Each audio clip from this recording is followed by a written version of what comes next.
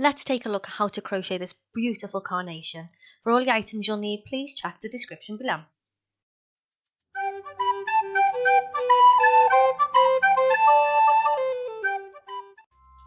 To make our carnation, we're going to slip knot onto our hook in our light red DK yarn, and then we're going to chain 32. So that's 1, 2, 3, 4 and 5, and then I'll speed this up a little bit as to not bore you too much.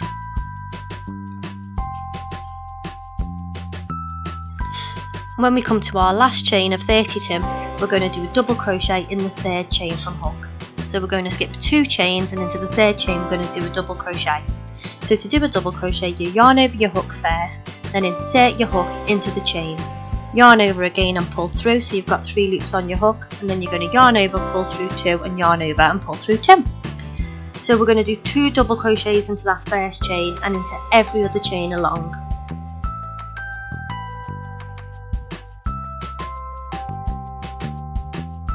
I'm now up to my last 2 double crochets, so that's 1 and 2.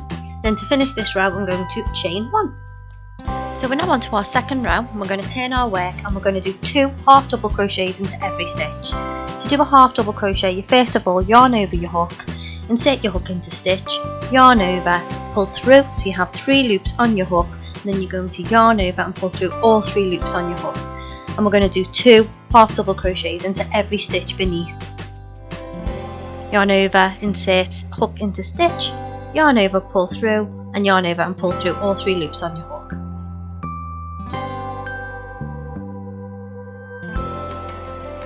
So I'm up to my last 2 half double crochets now. Then I'm going to chain 1, and it's time to fasten off our light red yarn. So I'm going to snip my yarn and I'm going to pull my tail through.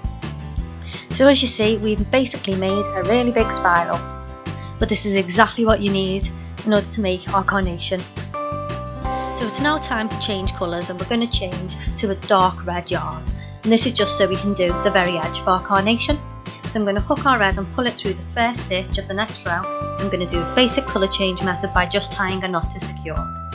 So the next thing I'm going to do is insert my loop hook into the loop and pull up a loop, and I'm going to chain 3, so that's 1, 2 and 3, and then into the next stitch I'm going to do a slip stitch.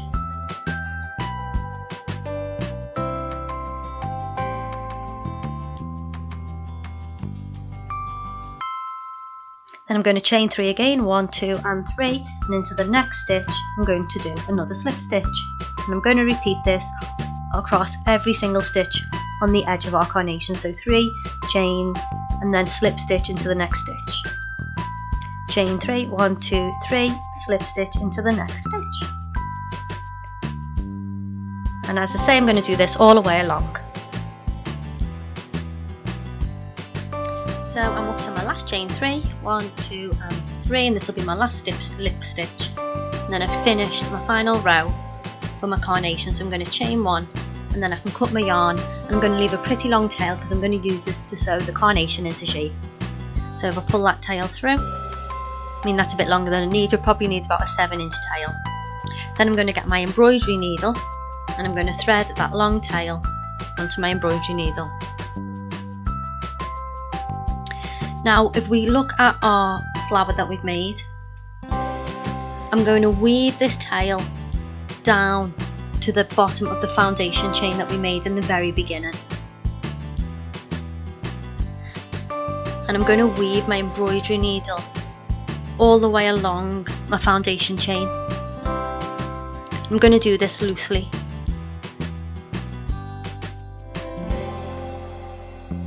So I'm going to insert my hook in and out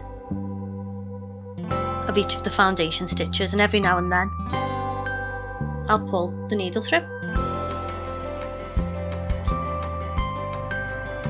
But just keep this loose for now. So unravel your work, because it will be in a big spiral, and weave your needle in and out all the way along.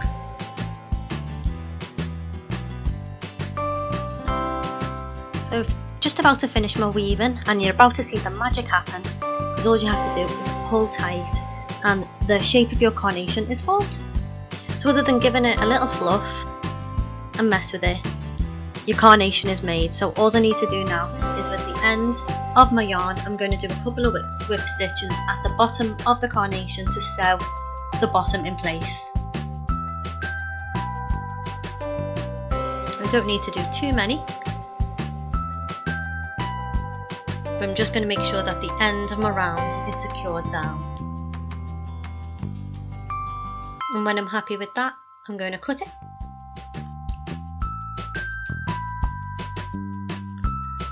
And with all these yarn tails that are throughout the flower, I'm also going to thread them onto my needle, and I'm going to sew them to come out of the bottom of the flower.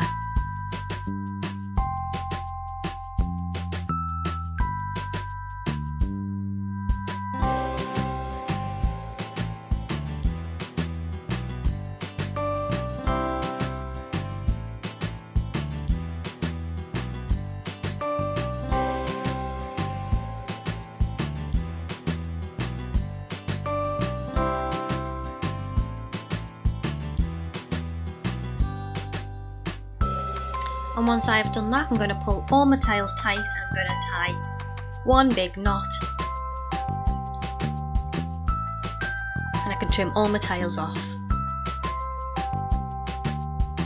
So there you have our finished carnation.